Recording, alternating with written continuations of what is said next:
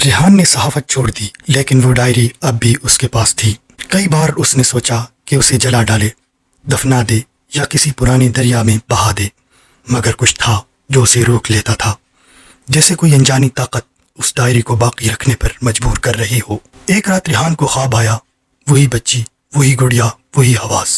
پاپا، آپ نے وعدہ کیا تھا لیکن وہ مکمل نہیں ہوا۔ اگلی صبح ریحان کے فلیٹ کے دروازے پر ایک پرانا لفافہ پڑا تھا، ہاتھ سے لکھا ہوا، جس میں لکھا تھا، حویلی میں کچھ اور بھی دفن ہے جو ابھی تک روشنی میں نہیں آیا۔ اب کی بار ریحان نے سوچ سمجھ کر جانے کا فیصلہ کیا۔ اس بار اس نے اپنے ایک قریبی دوست کاشف کو ساتھ لیا جو آثار قدیمہ کے بارے میں جانکاری رکھتا تھا۔ گلزار حویلی واپس پہنچنے پر سب کچھ پہلے جیسا تھا، لیکن اب ایک عجیب سا سکوت چھایا ہوا تھا، جیسے سب کچھ ان کا منتظر ہو۔ کاشف نے حویلی کا پرانا نقشہ کتابوں سے نکالا اور اسے اندازہ تھا کہ کمرے کے نیچے کہیں ایک تہہ خانہ موجود ہے۔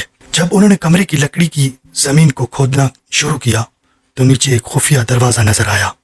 دروازے پر صرف ایک لفظ کنندہ تھا، راز۔ دروازہ کھولنے پر ایک سیڑھی نیچے جا رہی تھی۔ نیچے مکمل تاریکی تھی، لیکن ہوا میں نمی اور پرانی لاشوں کی بو تھی۔ نیچے ایک چھوٹا سا کمرہ تھا جس کی دیواروں پر خون سے لکھا ہوا تھا، سچ کو یہاں دفن کیا گیا ہے، لیکن سچ کبھی مرتا نہیں۔ کمرے میں ایک بڑی سی لوہے کی تجوری تھی جس پر 3 تالے لگے تھے، لیکن عجیب بات یہ تھی ان میں سے ایک تالا پہلے سے ہی کھلا تھا۔ کاشف اور ریحان نے بڑی مشکل سے تجوری کے باقی تالے توڑے۔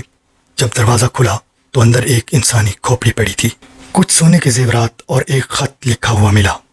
خط کچھ یوں تھا، میں غلام عباس، حویلی کا اصل مالک، یہ اعتراف کرتا ہوں کہ میں نے اپنی بیٹی کو قتل کیا ہے اور اپنی بیٹی کو پاگل کہہ کر کمرے میں بند کر دیا ہے کیونکہ وہ میرے خلاف گواہی دینے والی تھی۔ میں چاہتا تھا کہ یہ راز کبھی نہ کھلے، لیکن شاید سچ اپنے وقت پر خود کو ظاہر کر دیتا ہے۔ ریحان کے لیے اب سب کچھ واضح ہو چکا تھا۔ وہ مہک دراصل غلام عباس کی بیٹی کی تھی، جسے اس کے باپ نے قید کر کے بھوک سے مار ڈالا تھا۔ لیکن جیسے ہی وہ تجوری بند کرنے لگے، دیوار سے وہی بچی نکل آئی، وہی گڑیا، وہی آنکھوں میں آنسو۔ کہنے لگی، اب میرا سچ سب کے سامنے ہے پاپا۔ پھر وہ آہستہ آہستہ روشنی میں تحلیل ہونے لگی اور تجوری سے ایک نرم سا جانور نکلا جو پورے کمرے میں پھیل گیا۔ اس رات ریحان نے پہلی بار سکون کی نیند سوئی۔ اگلے دن اخبار کی شہ سرخی تھی، گلزار حویلی کا پرانا راز بے نقاب، ایک باپ کی صفاقی اور بیٹی کی خاموش موت۔ ریحان نے صحافت میں واپسی کا فیصلہ کر لیا، لیکن اب وہ صرف وہی لکھے گا جو واقعی کہنے کے قابل ہو، کیونکہ وہ جان چکا تھا کہ کچھ سچ دفن کیے جا سکتے ہیں لیکن وہ اپنی قبر سے بھی بول اٹھتے ہیں۔